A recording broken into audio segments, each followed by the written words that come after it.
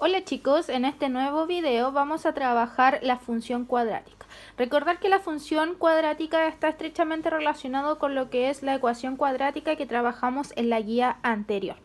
¿Por qué está estrechamente relacionada? Porque fíjense que tienen la misma parte.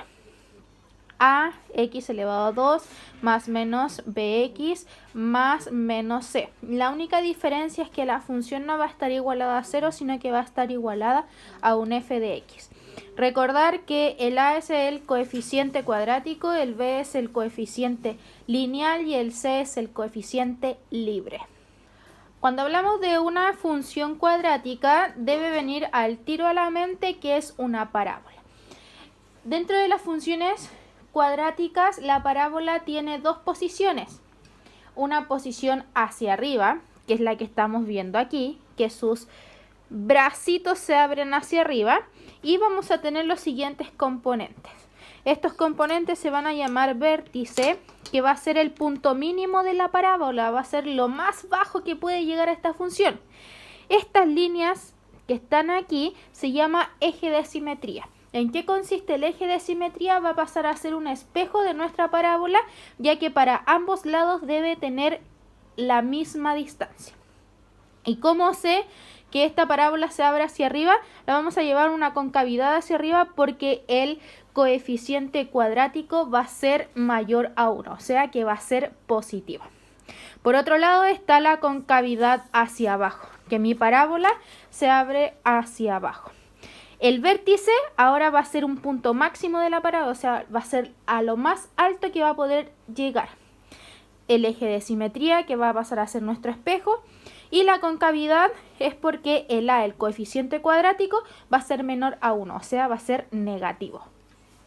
Para poder representar esta parábola dentro de un gráfico debemos aplicar unas ciertas fórmulas para encontrar los componentes que mencioné anteriormente.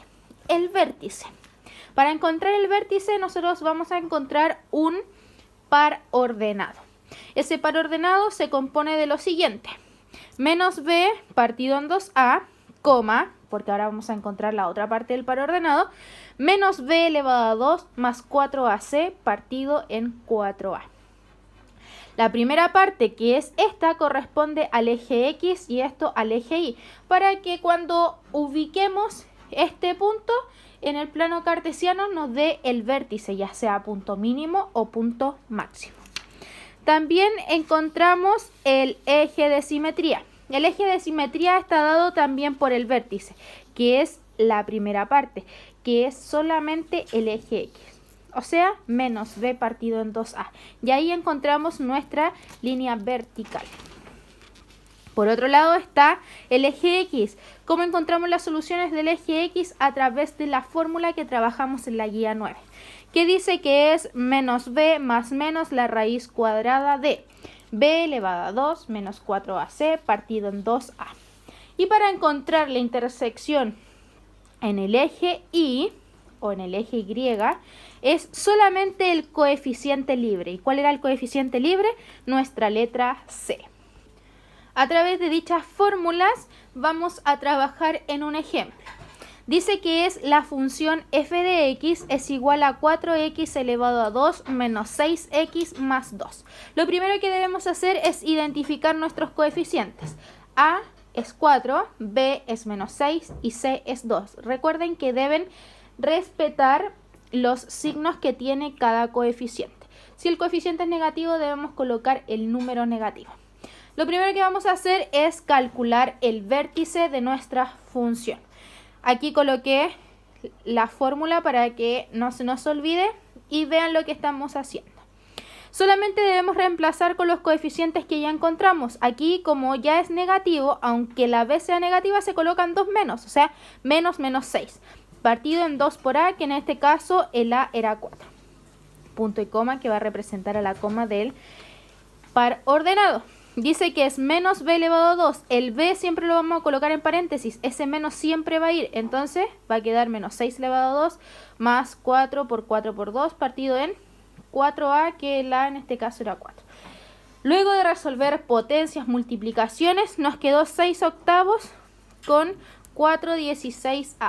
Si lo transformamos a un decimal nos quedaría 0,75, menos 0,25. Por otro lado, también tenemos lo que se llama el eje de simetría, que ya lo calculamos en el vértice, que es esta parte. Entonces nos quedaría que el eje de simetría es menos b partido en 2a, y si lo reemplazo me da 6/8 y en un decimal es 0,75. Por otro lado, también tenemos la intersección con el eje y, el eje y, que es nuestro eje vertical en el plano cartesiano. Yo les había dicho que correspondía al coeficiente libre, que es la letra C. Fíjense que la letra C es 2. Entonces, para identificarlo en el plano cartesiano tendríamos que poner 0,2.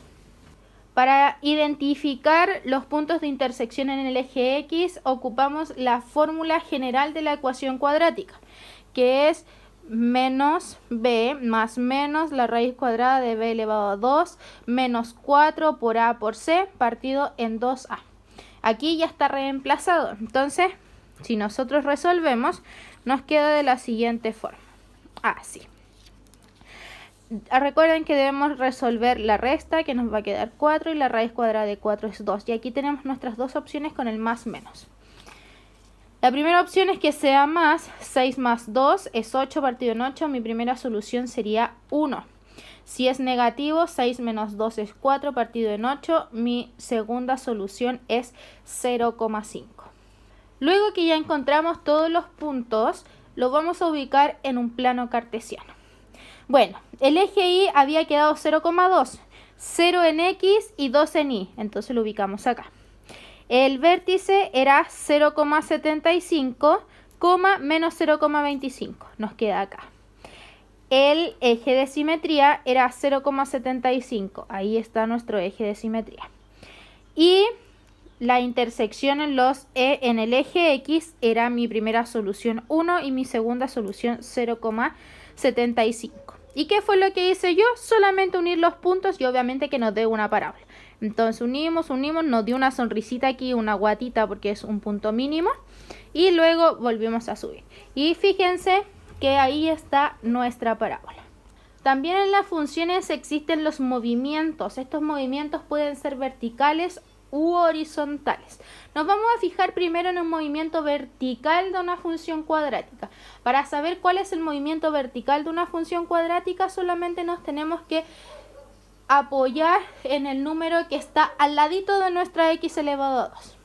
En este caso, dice que es x elevado a 2 más 4. O sea, quiere decir que mi función se va a mover 4 posiciones hacia arriba desde el origen. Ya, acuérdense que el origen es el 0,0.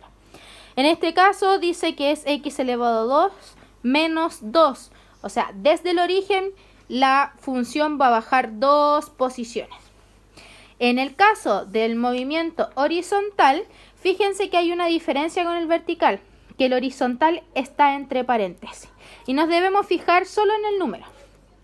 Si es negativo, o sea, menos 4, mi movimiento va a ser hacia la derecha. O sea, que la función se va a mover 4 posiciones hacia la derecha.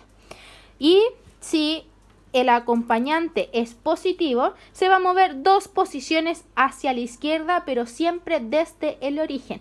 Eso nunca lo olviden, chicos. Bueno, esa ha sido la clase de hoy y nos vemos en la clase online. Muchos cariños, saludos y se cuidan. Besitos.